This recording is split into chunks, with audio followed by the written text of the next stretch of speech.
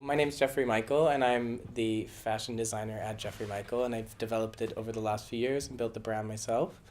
And I also do costume design, and I trained as an architect. Okay, brilliant. Can you tell us about what you do on a day-to-day life and how you got to this job where you are at the moment? Oh, goodness. Well, I started out by moving from Canada because I'm Canadian. I moved to where the hub of fashion was, which was in Paris, and I went very quickly to London just because of the language barrier.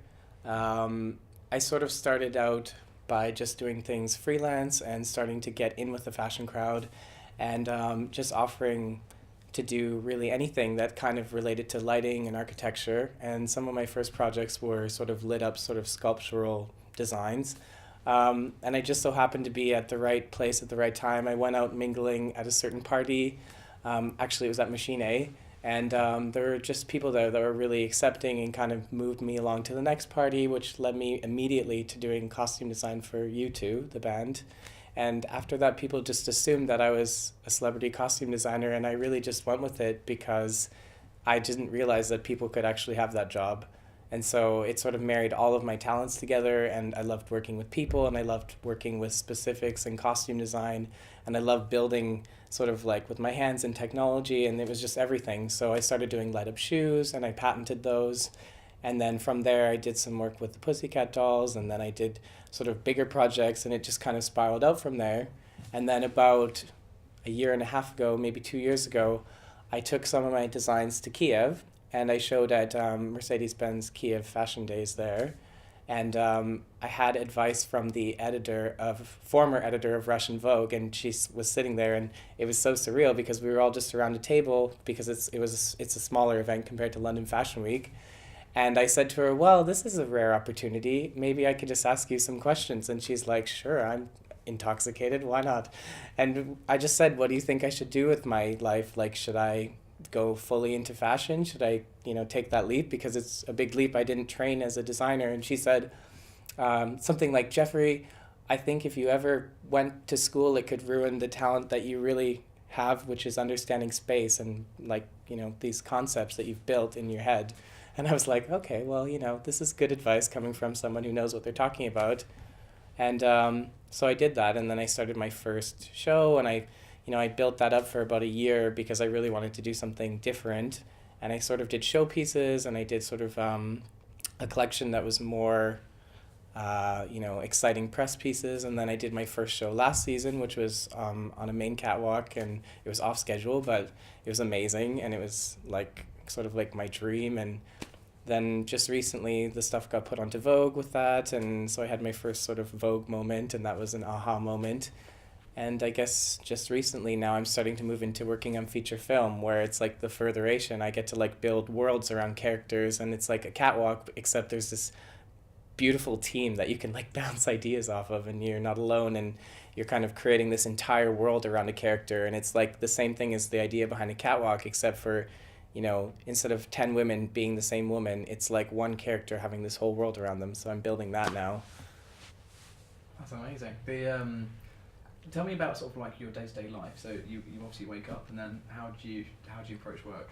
Yeah, well, I mean, the day-to-day life thing is quite interesting for someone who's freelance and someone who owns their own brand in their own company, and you're kind of at the top of the pyramid, so you kind of have to motivate yourself, and you have to make your own meetings. And it's really easy, like when you don't have the pressure of someone else, you have to completely self-motivate yourself. So you have to stick to your plans. If you're going to wake up at 10 and you're going to go to two meetings, and then you're going to have your lunch, and then you're going to go meet with your directors and your brand consultants, you have to do all those things just like a normal person. So I mean, I think my everyday life is like 20 meetings and constantly thinking about in between those meetings, what else could I do to actually do more? And you kind of get to a point where your family and friends are like, do you think you have enough on your plate now? Maybe you should just like slow down a bit. And you're like, no, never. I mean, how do you get those meetings? How do you actually how do you approach people? Well, I think like when I first started, it was a lot of luck, but also a lot of really just mingling. Mingling, I think, is the most fundamental thing for our whole creative industry. I think if you don't put yourself out there, you're never going to have any opportunities to meet new people. And the one thing, especially about London with meeting people, is it leads you into places you wouldn't really expect. It's sort of like this vortex of creativity and support. And unlike any other place I've been in, like I've been in Toronto and I've been in Berlin and I've been in, New York, it's not as supportive as London in that there's so many opportunities in London that people aren't as greedy for them. So they will just invite you to work with a big celebrity and you maybe haven't done anything like I had the luck of doing. And in other countries, it's not so much like that because people really need that work to get their income and to support themselves. If you give us like a three, I mean I asked it before, but like a 3-step to a student, obviously a fashion student or any sort of student who's coming out. I mean we have architecture here as well. Just to give them some advice of how to get to pretty much where you are. Okay, so I think like if you want sort of a 3-step for someone just coming out of school, I think the first thing is to not limit yourself to the expectations of everyone around you because everyone you're coming out of a degree, maybe you're coming out of architecture, maybe you're coming out of fashion studies. They're going to expect that you're going to do a really specific thing. And the thing about fashion and architecture and all these things is they all really bleed into each other. And I think it's amazing when there is cross studies at university where you get to study maybe textile and architecture and how they relate to building the outside cladding of a structure and things like that. And really that's how I look at architecture, and I look at what I'm doing as a continuation of architecture.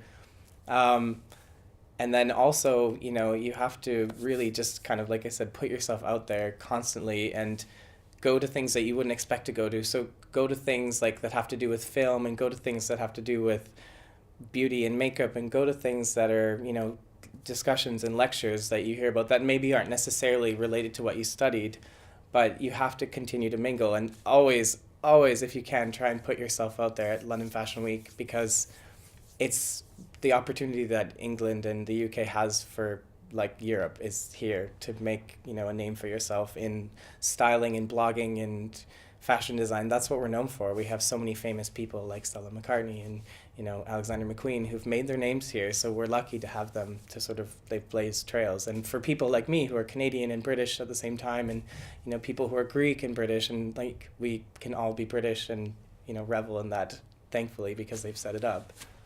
Is that like 2? Okay, third one, I don't know. Always be nice to everyone. You never know when you're actually talking to the editor of Vogue, or you may not know someone's name and you actually just don't know their face, or you've met them on Twitter or whatever. I've seen so many people ruin amazing opportunities because they were just a little bit snarky or they were a little bit rude. And people always remember that first impression forever. You have to work for years to erase a bad first impression. But if you're just kind to people and you're really enthusiastic, people will always remember you that way. Like, thank goodness when I first started out, I had a lot of energy and I had less on my plate because people always remember that I'm just constantly smiling and energetic. So I'm lucky that I set that down when I first started.